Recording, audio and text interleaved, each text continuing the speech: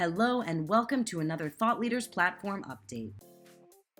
So I want to show a quick demonstration of the new functionality of sending channels or content from the campaign management to the intelligence module. The way it works is kind of like how the add to functionality works from the channels report or content report. So for example, I'm interested in taking these channels, let's say these two. So as I select them, I have two options. I can send either the channels or the content, if the content is published. If the content isn't published, I can only do things with the channels. And from here, it's pretty much a basic functionality that you're already familiar with. You can filter by the channels in the channels report. You can exclude by these channels. You can add them to an existing report, and you can exclude channels from existing reports. So for example, I can add it to this one, and now it tells me that it's done. Additionally, we're just about to add a functionality which will allow you to add a link to the set report for easier usability.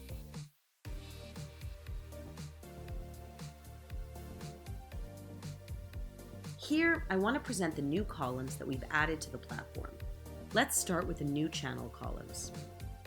So we have trend for videos, which is the angle of the channel's views, the long form views of the channel, and of course these are based on averages and the projection.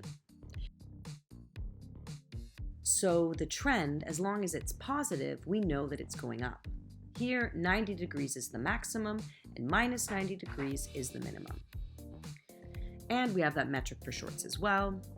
And right next to it, we have volatility, which shows how predictable the views of a channel's videos will be. The closer this number is to 0, the closer our projections should be for this channel.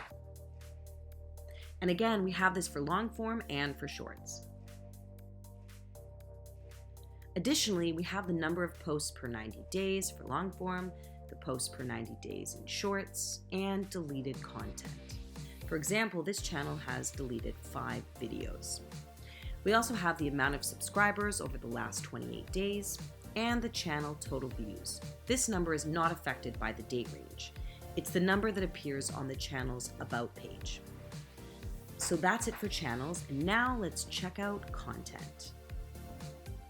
So the new content columns are comments, which have now been presented on the content level. We also have age of the content in days. So instead of just seeing the date, we now show the number in days. And we have a column that indicates if the video was deleted and when it was deleted. And that's it.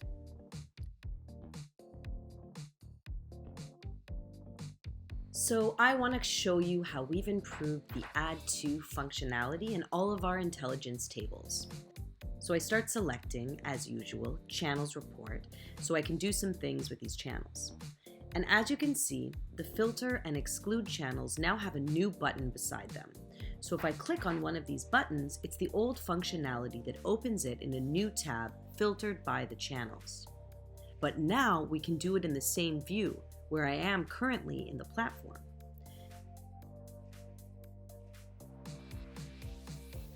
So just like that, I can exclude or include right from the very same place I am in the platform. So that's really cool and something we wanted to include for a long time, and now it's possible. And as you can see, we can also include and exclude at the same time. So for example, if I choose these two channels and I choose to filter them at the top of the list, I'll see the included ones, and at the bottom, I'll see the excluded ones. And that gives me a lot of flexibility when evaluating channels.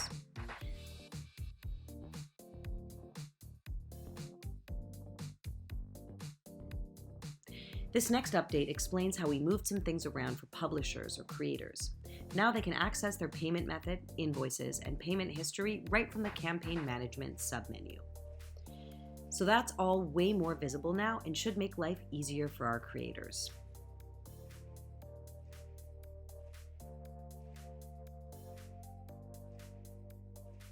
So here I want to show you how it's now possible to select brands from the Brands module, the Brands report, and to add them to different reports.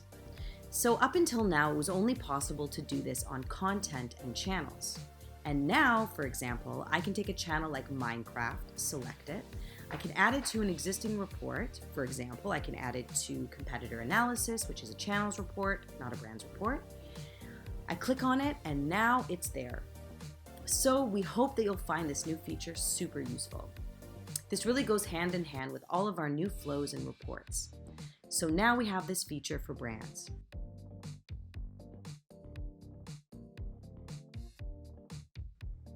Here's a fun little update. As you can see, all of our tables now have this nice new grid. The titles are centered and the design has been improved, allowing for easier readability. This is part of our usability and quality of life updates that we plan to bring to all of our reports. Upcoming updates will include better tooltips and indicators on which columns are affected by the filters and which are not, among other features. So, more great things to come. Thanks for watching.